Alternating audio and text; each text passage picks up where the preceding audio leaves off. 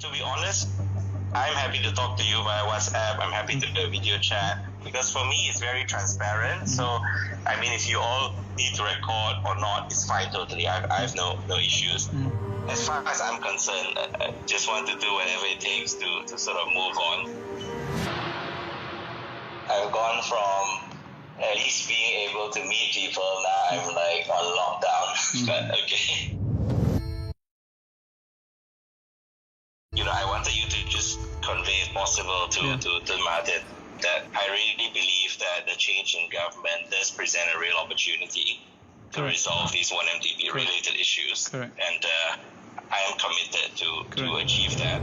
Basically, I agreed to give up all the assets. The US sells it and the monies will be used to directly repay 1MDB US dollar bonds. The US doesn't trust the Malaysian government, so they said we're not going to send back the money. If I sign the deal, basically the Malaysian government would say, okay, so are you now saying that, you know, the monies are allegedly from 1MDB when the position is not? But my position, I told them, look, you know, in the US, you can sign settlement agreements which have no admission of wrongdoing. The Attorney General had numerous discussions with the Singapore AG and they actually agreed to close off those charges. In return, I agreed to waive my claims to all the assets, and then they also agreed to basically lift the Interpol red notice because Singapore has also put a red notice on me. That's why I have travel restrictions. I have given up a lot of the assets, and there's still a portion that I haven't given up. So I think if Singapore hears from Malaysia to say, look, Mr. Loh is going to waive all these claims, I can do it within the next 5 days, easy. Obviously, in return, then I need, you know, Singapore to lift my Interpol red notice, which they were willing to do, and that, you know, in future they can't file any new notices on me, but if they want to file new charges on me, that's their business. I'm willing to waive all my rights to all the assets, and then effectively say the Malaysian government can take all of it, and then in return, basically, you know, I would need Malaysia's undertaking that, you know, because of my cooperation, that, you know, this is settled and there will be no future proceedings against me and so on and so forth. So typically what happens is we're trying to sell all the assets. It makes it easier for the DOJ and Malaysia, basically, so you all don't have to deal at the asset level.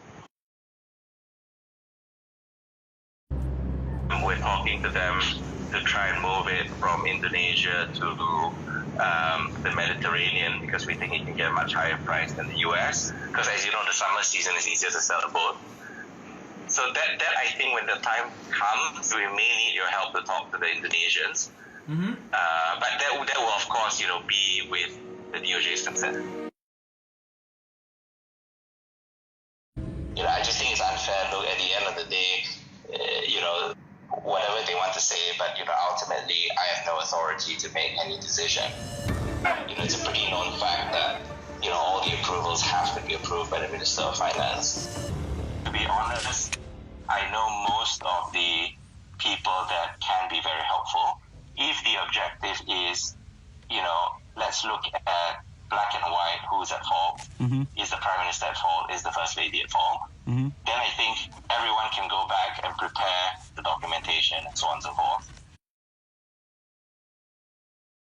So I'll just give you the reality. The reality is, it is true that King Abdullah actually agreed to give a donation to the PM. But that was a small portion of a larger portion.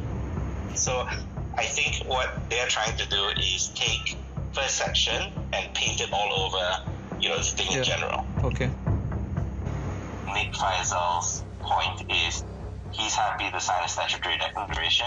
I'm going to make sure that is consistent to the factual events, and if that is agreed, you know, he'll sign it, and then he just wants to you know, to go back and continue his life. I think the most challenging part is trying to identify the flows, you know, used to purchase all this jewelry. I don't have like an accurate number because I think, you know, this thing happened over time.